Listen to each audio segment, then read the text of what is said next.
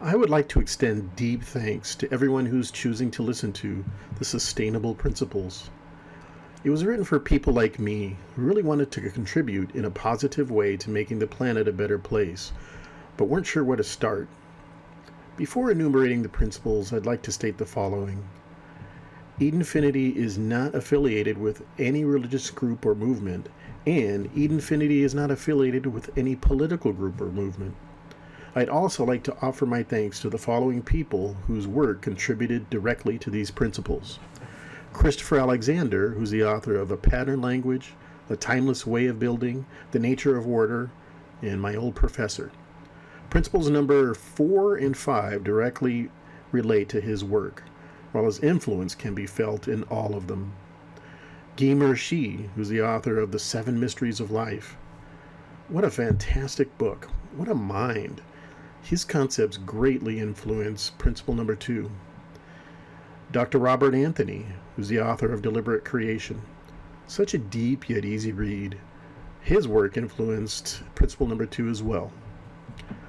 Thomas Jefferson, the author of the Declaration of Independence for the United States of America. Principle number 6, my life and my freedom owe him an immeasurable debt of gratitude. Principle 1. Sustainable is defined as that which will contribute to the establishment and continuance of a symbiotic, regenerative, and indefinitely sustainable relationship between our species and our home planet. Green and sustainable are commonly used interchangeably as catch-all adjectives that describe a rather broad range of ideas, practices, products, and services. While green for our purposes remains somewhat nebulous, sustainable has a far more specific meaning in relation to how we live on this planet. Sustainability is very easy to understand. It is rooted in our survival instinct. It is our ability as a species to survive and thrive indefinitely on this planet. Sustainability is not about saving this planet. What a complete fantasy. This planet can manage just fine without us saving her. If I saw humanity coming around the corner looking like it wanted to save me, I would turn around and run top speed. Sustainability is about saving ourselves from ourselves. We disobey the cardinal rule of nature, which is not to poop in your own nest. With 7.8 billion of us pooping away, we have made a terrible, terrible mess. As such, sustainability is a species-wide challenge to modify our behavior such that for all cities and regions on our planet, the sum of their activities maintain or enhance the ecological balance of a given region.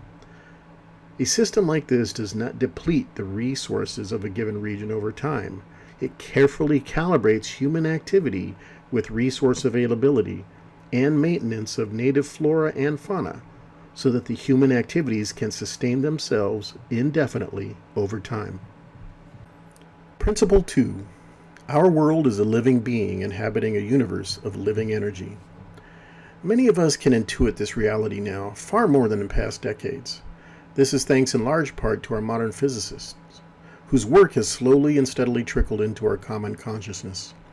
So many of the ideas that most of us used to assume to be true, materialism, the dumb and dead vacuum of space, and object-based reality, have long since been eclipsed by far more interesting discoveries in astrophysics and quantum mechanics. Here's some highlights. The underlying substrate of the universe is anything but a vacuum. It is a living, conscious energy field within which the point of consciousness each one of us experiences the streaming, holographic, multisensory sensations we call life. This life energy field is at once a container for life and life itself.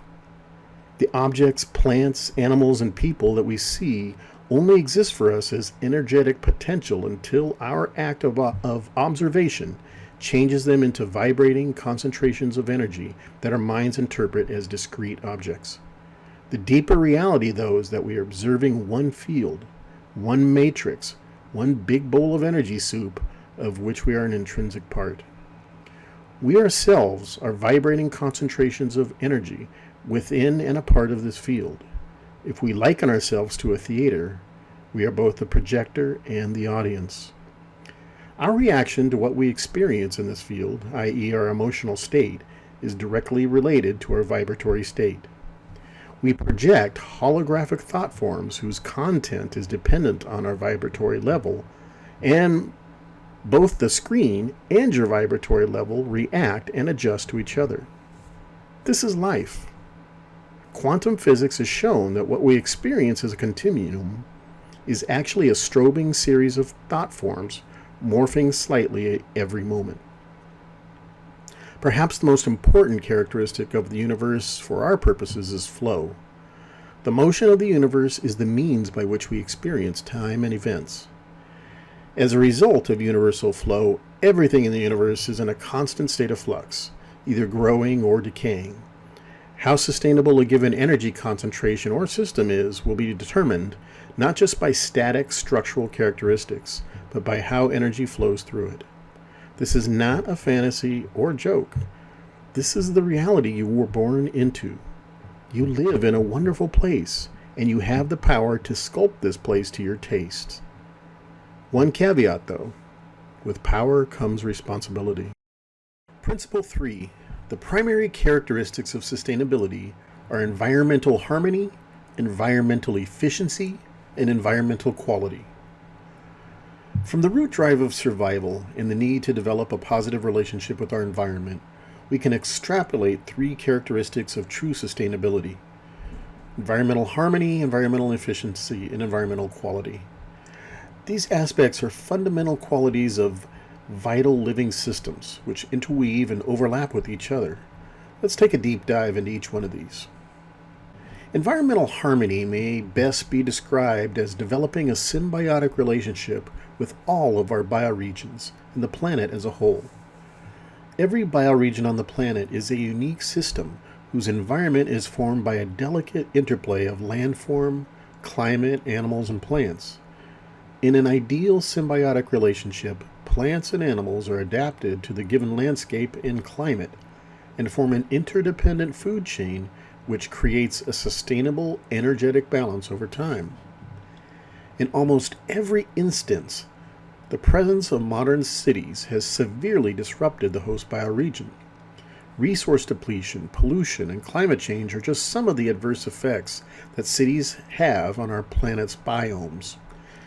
In most cases, the basic resource utilization systems we have developed are not in harmony with nature and thus are not sustainable over time. The inevitable result is obvious. If we continue to relate to our environment in our current manner, our resources will eventually be depleted, and the planet will be polluted beyond the point of her being able to sustain our civilization at its current size and level of development.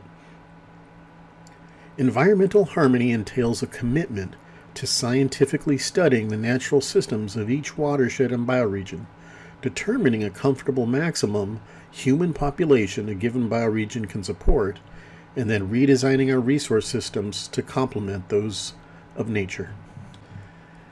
Nature rewards efficiency. When our resource utilization is in harmony with natural processes, we are relying on the earth to provide us with abundance. The price of this abundance is the responsibility of using these resources as efficiently as possible. This means that we must extract only the amount of a given resource as will not cause the resource to be depleted over time. This applies particularly to organic sources. Mineral sources, which are mined, will inevitably be depleted in any given region. As such, there must be a comprehensive plan in place to reuse and recycle the products produced by these materials to the greatest extent possible. It is our responsibility to extract, process, and use our energy, water, and food with maximum efficiency. An abundant lifestyle is not in conflict with an efficient system, but a wasteful one is. Harmonious and efficient systems may be sustainable, but environmental quality is what makes it truly worth sustaining. If environments that we live in are not pleasing to the eye, and if they do not support happy, healthy lives, what is the point of being harmonious and efficient? Any sustainable strategy must be the one that puts quality of life ahead of everything. All too often, the myth is repeated that being eco-friendly is about sacrificing convenience and money to save the planet.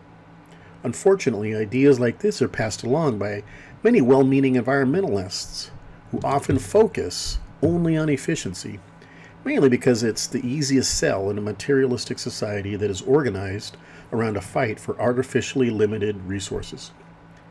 It may sound foreign and unrealistic to most of us who have struggled and worked all our lives to survive, but real life quality for everyone on this planet is attainable. The technological and natural resources are here. We just have to implement them intelligently and equitably. Principle 4.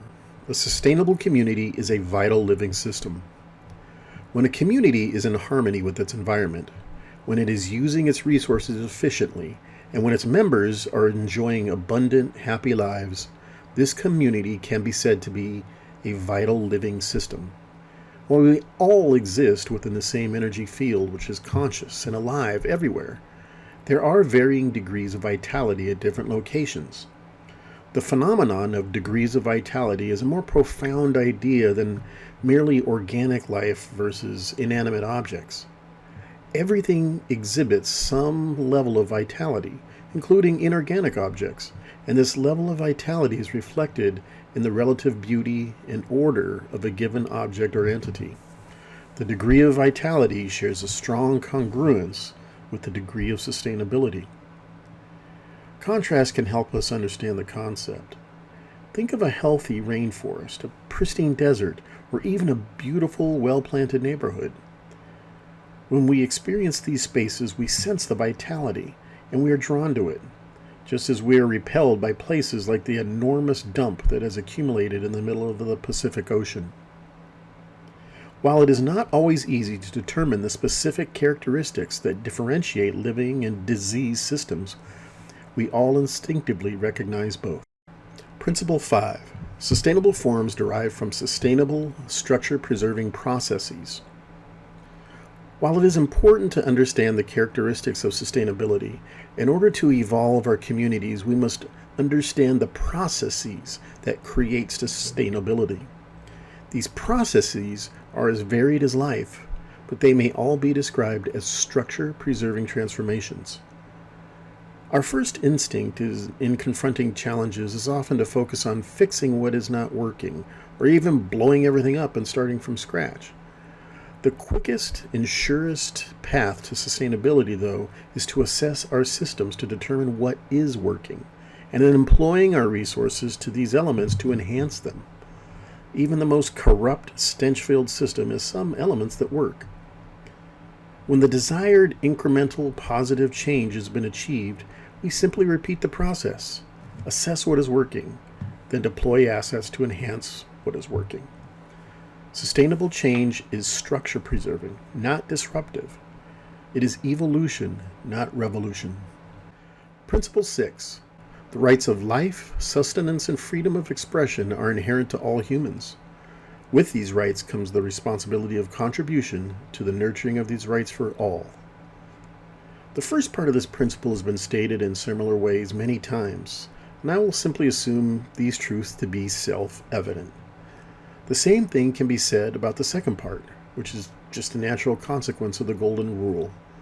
Do unto others as you would have them do unto you. We have all heard this many times, and somehow we have all managed to forget it at many times in our lives. This principle is indispensable to sustainability. Principle 7. No community can achieve true sustainability at the expense of another community. In our current consumer paradigm, we are driven by artificially induced scarcity to work, buy, and consume endlessly just to survive. For most of the people on this planet, time given to producing life quality is a luxury that cannot be afforded while basic survival is on the line. This reality is increasingly apparent, not just in developing countries, but in the more developed first world countries as well. The bell is slowly beginning to toll for the eroded middle class of our prosperous nations, and we are starting to have a tiny taste of the pressure and struggle that billions face every day in places like Monrovia, Lagos, Colombo, and Sao Paulo. Our consumerist culture is dependent on market first world countries that live in relative comfort, being provided raw materials and goods by supplier third world countries. The system is propped up by rigged elections, assassinations, brutal repression of organized labor, and the might of the most powerful military the world has ever seen, spread over hundreds of bases worldwide. When one group of people step on the neck of another, an imbalance is created and the pressure to rebalance grows until there is either system correction or system failure. Imbalances such as these are inherently unsustainable. True environmental quality in one part of the system cannot come at the expense of another part of the system. As long as we have governments and corporate systems that leave vast chunks of the population stuck in generational poverty and squalor, we do not have sustainability. Principle 8. Sustainable communities dynamically balance the interests of the commons with the interests of the individual. Most of us have experienced one or more economic crashes in our lifetime. Over the last 4 decades, the quality of life for most Americans has degraded significantly. Many point to this as an inevitable consequence of the death of rapacious capitalism. Proponents of social programs see our best chance of emerging whole from the growing crisis as replacing capitalism with socialism, while proponents of capitalism continue to defend the laissez-faire system. Both arguments suffer under the faulty belief that capitalism and socialism are two wholly different systems. In fact, they are not standalone economic systems, but rather dynamics within every human community, derived directly from two characteristics inherent within all humans: self-interest and cooperation. Capitalism is just self-interest in action, while socialism is the direct manifestation of the common good drive within all of us. Every human community has elements of both of these characteristics. Both are absolutely necessary in a sustainable community, and neither will ever go away as long as people are people. Both can be extremely destructive in excess, and a healthy, sustainable society must continually balance these forces through assessment and adjustment. Principle 9. There is no such thing as waste. There is no waste in a sustainable paradigm, period. Every byproduct stream that we currently bury or burn or dump into the ocean must be integrated back into our life-sustaining systems through reuse and recycling. Principle 10. Sustainability over time is dependent on efficient and sustainable resource flow. Principles such as harmony, efficiency, and life quality are high-minded goals, but to understand sustainability in practice, we have to track how our communities obtain, use, and dispose of resources. A resource flow chart showing all resource inputs and outputs to a given community system is a means of graphically modeling these functions and is extremely useful in seeing how sustainable principles can be applied over time. Principle 11. Sustainable communities proceed from dependence to independence and ultimately to interdependence. Dependence is a healthy condition during the establishment period of any community or organism. We were all dependent on parents or guardians in our infancy and childhood, not just for food and a home, but also for our worldview. This unidirectional flow of energy is necessary for protection and growth, but at some point must give way to independence, or inevitably sink into codependence. An independent community is one that is self-reliant and autonomous.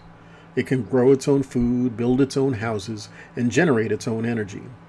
Like dependence, independence is a healthy condition in its proper time, but can eventually lead to isolation if the next stage of development is not achieved. Interdependence is the ideal end state for a community. Interdependent components within any system are ultimately self-reliant, but do create limited dependencies with other communities for mutual benefit, taking advantage of the synergies available through combining with other communities to form larger organizations. Every stage of development has pitfalls, including interdependence, but this last stage is essential for any community to achieve sustainability. Principle 12. Compassion and service are the only lasting foundations of community. The fundamental importance of compassion to our human community has been stated by many, many people throughout history. To wit, love and compassion are necessities, not luxuries. Without them, humanity cannot survive. The 14th Dalai Lama. A human being is a part of the whole, called by us universe, a part limited in time and space. He experiences himself, his thoughts, and feeling as something separated from the rest, a kind of optical delusion of his consciousness. This delusion is a kind of prison for us, restricting us to our personal desires and to affection for a few persons nearest to us. Our task must be to free ourselves from this prison by widening our circle of compassion to embrace all living creatures and the whole of nature in its beauty. Albert Einstein. True compassion is more than flinging a coin to a beggar. It comes to see that an edifice which produces beggars needs restructuring. Dr. Martin Luther King Jr. When I give food to the poor, they call me a saint. When I ask why the poor have no food, they call me a communist. Dom Helder Camara. If a free society cannot help the many who are poor, it cannot save the few who are rich. John Fitzgerald Kennedy. Nothing living should ever be treated with contempt. Whatever it is that lives, a man, a tree, or a bird, should be touched gently, because the time is short. Civilization is another word for respect for life. Elizabeth Gouge. The universal field in which we find ourselves is recursive. What we project into it is ultimately what will be reflected back to us. If our goal is inner and outer equanimity, the ideal emotion to project out into the universe is compassion. Compassion is simply unconditional love. It is based on a deep knowing of the oneness of all things and the nature of that which binds us. To exhibit the heart of compassion is to look in the face of your friends and enemies alike and see yourself reflected back. The eyes of compassion originate in the heart and do not judge, but see the humanness of everyone. Nothing is sustainable without compassion, yet how many constitutions mention it? Our civilization is centered in our heads and has little use for compassion. Countries continue to struggle, fight, and pass into history without realizing that compassion is the only foundation that lasts. Ultimately, principles are only useful if they are put into practice. The process of developing these principles has expanded my understanding of the world far beyond what I thought possible. It was also my prime motivation in starting Eat Infinity and setting the high goals that Eat Infinity has. Thank you again for listening.